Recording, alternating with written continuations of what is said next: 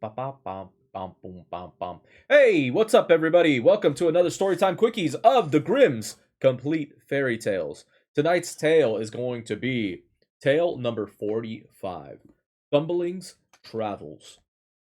So, today's is going to be a kind of normal enough. One, two, three, 3.5 pages. It's not too long. So, grab your blankies, your snackies, get comfy because it's time for a story time quickie. Okay, got one hair that's just like, okay. There we go. I think I got it. So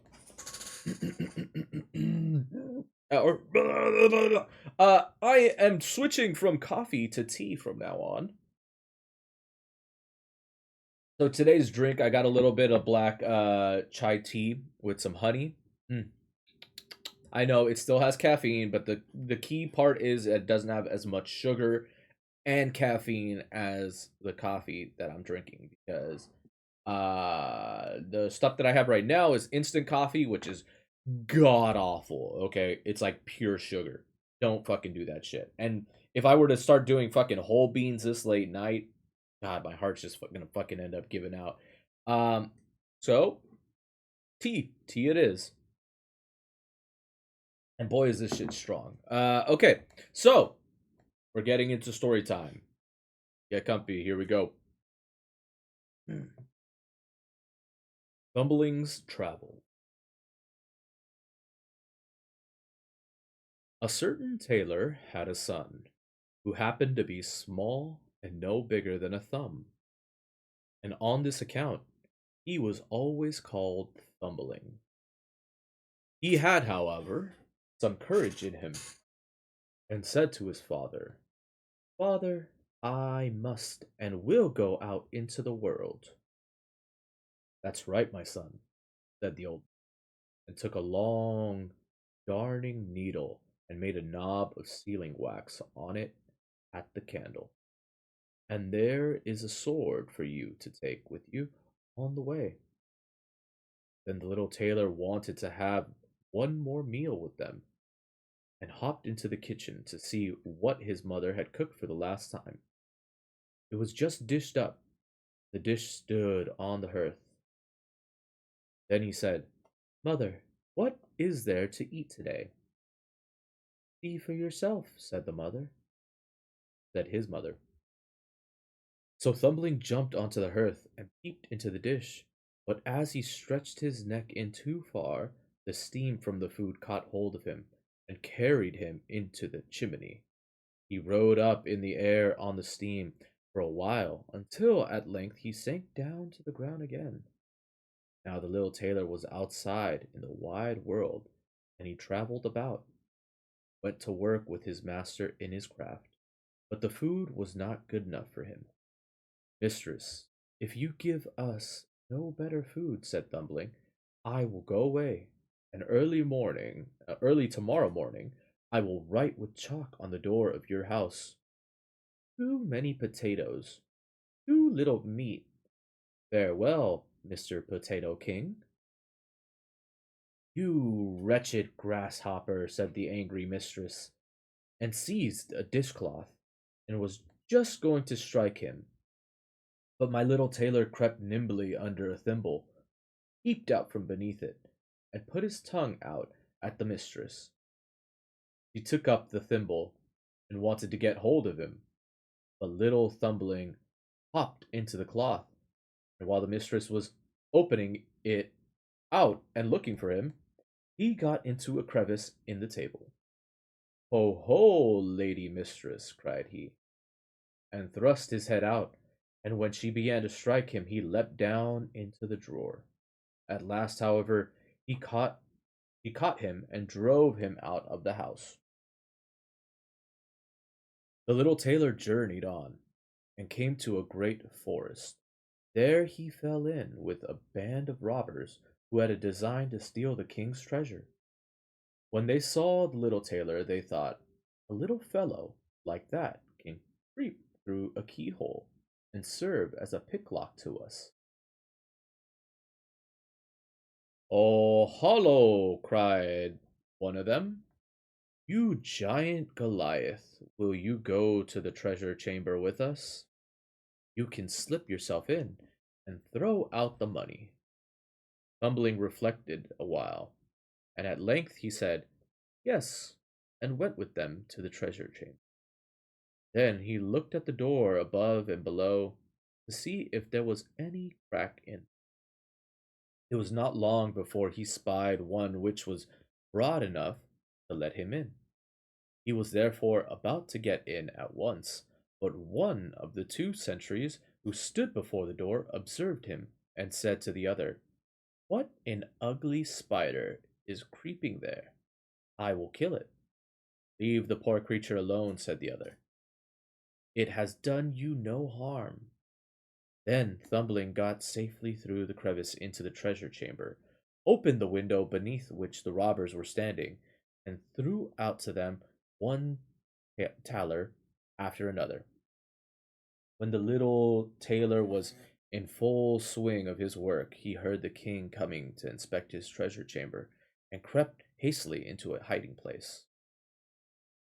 The king noticed that several solid talers were missing, but could not conceive who could have stolen them, for locks and bolts were in good condition, and all seemed well guarded.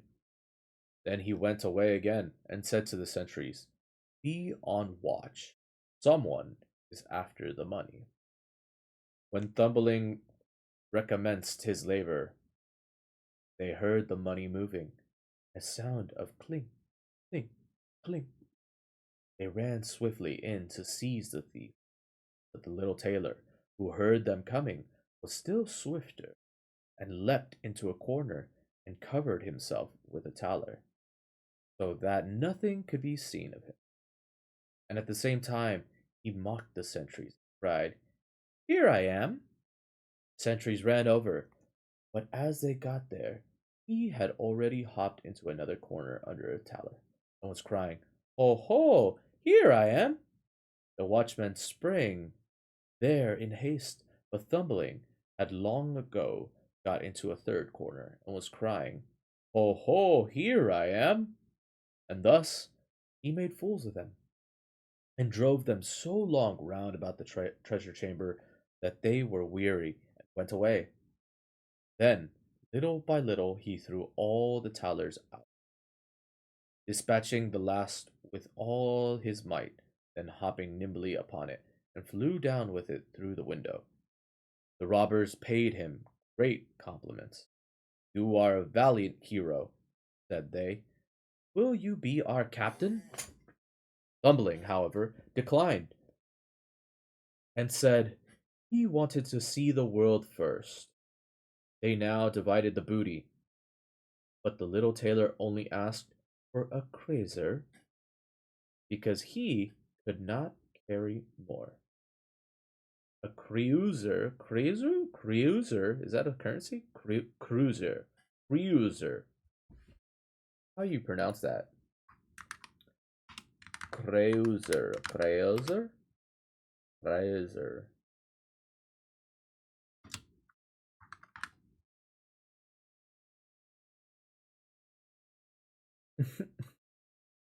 Oh God,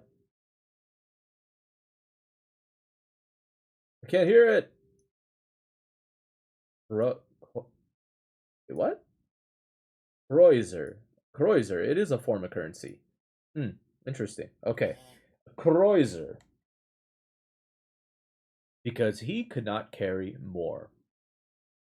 Then he once more buckled on his sword, bade the robbers good-bye, and took to the road. First, he went to work with some masters, but he had no liking for that, and at last he hired himself as servant in an inn. The maids, however, could not endure him, for he saw all they did secretly, without their seeing him. Hey,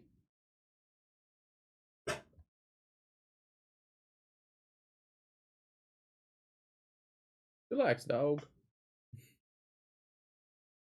Without their seeing him, and he told their master and mistress what they had taken off the plates and carried away out of the cellar for themselves. Then said they, "Wait, and we will pay you off," and arranged with each other to play a trick. Soon afterwards, when one of the maids was mowing in the garden and saw Thumbling jumping about and creeping up and down the plants, he mowed him up quickly with the grass, tied all in a great cloth, and secretly threw it to the cows. Now amongst them there was a great black one, who swallowed him down without hurting him. Down below, however, it did not please him, for it was quite dark. There was no candle burning. When the cow was being milked, he cried, "Rip, rap, roll, will the pail soon be full?" But the noise of the milking prevented his being understood. After this, the master of the house came into the barn and said, "That cow shall be killed tomorrow." Then Thumbling was so alarmed that he cried out in a clear voice, "Let me out first, for I am shut up inside her." The master heard that quite well, but did not know from where the voice came. "Where are you?" asked he. "In the black one," answered Thumbling. But the master did not understand what that meant, and went out. Next morning the cow was killed. Happily, Thumbling did not meet one blow. At the cutting up and chopping, he got amongst the sausage meat, and when the butcher came in and began his work, he cried out with all his might, "Don't chop too deep! Don't chop too deep! I am amongst it!" No one heard this because of the noise of the chopping knife. Now poor Thumbling was in trouble, but trouble sharpens the wits. He sprang out so adro- adroitly adroitly between the blows that none of them touched him, and he escaped with a whole skin. But still, he could not get away. He could only let himself be thrust into a black pudding with the bits of bacon. His quarters there were rather confined, and besides that, he had hung up in the chimney to be smoked, and their time did hang terribly heavy on his hands. In winter he was taken down again, as the black pudding was to be served to the guests. When the hostess was cutting it slices, he took care not, he took care not to stretch out his head too far, lest a bit of it should be cut off. At last he saw his opportunity, cleared a passage for himself, and jumped out. Little Tailor, however, would not stay any longer in a house where he fared so badly, so at once he set out on his journey again, but his liberty did not last. In the open country he met with a fox who snapped him up in a fit of absence. "Hullo, Mr. Fox!" cried the little tailor. "It is I who am sticking in your throat. Set me at liberty again."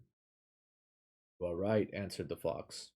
"You are next to nothing for me.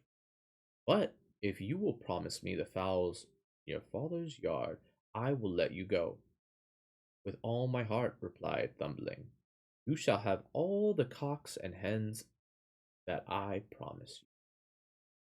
Then the fox let him go, and even carried him home. When the father once more saw his dear son, he willingly gave the fox all the fowls which he had. "For this I likewise bring you a handsome bit of money," said Thumbling, and gave his father the crosier which he earned on his travels. But why did the fox get the poor chickens to eat? "Oh, you goose, your father would surely love his child far more than the fowls in the yard." And that concludes tale number 45, Thumbling's Travels. That was a good story. It is very, very similar to the previous Thumbling tale, not too long ago. You're starting to see a lot more repetition of these tales pop up, which is quite odd. As far as this story, I'm not sure if I prefer this one to the other one. I feel like the other one, um, it was kind of more of him like outsmarting, outwitting a lot of the people he came across, and him being against the robbers as well, much more of like a morality tale as well. Whereas in this one, well, I mean, it's all subjective, right? The robbers are technically bad, quote unquote, but I mean, the kings could also be very corrupt and bad in their own ways as well. Um, so in this tale, it's quite different. He has a different morality to him, and instead of being sold off willingly so that the family could make money, he is going out into the world. And even the way he goes out into the world is very abrupt. He's taken by the steam and thrown out of the house and just begins his journey. Is very abrupt.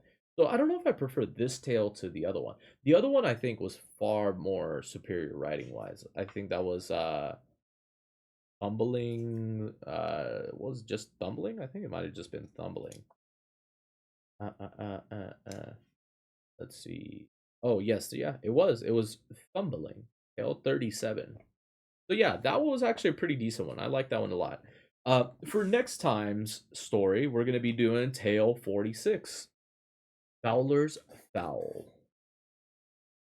So look forward to that. We're gonna be doing that tomorrow. That concludes tonight's Storytime Quickie. If you're watching from YouTube, please, please, please, please like, subscribe, comment, all that good stuff. It helps with the algorithms. Thank you, thank you, thank you. If you don't support me, make sure you're supporting your favorite creators out there.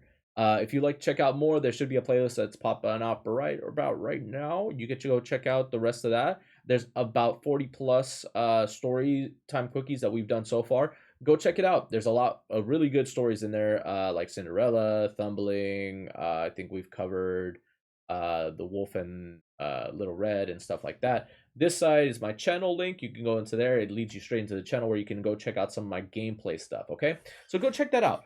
Thank you for all the support. I will catch you guys on the next Storytime Quickie. And as always, don't stay a stranger. Bye. Peace.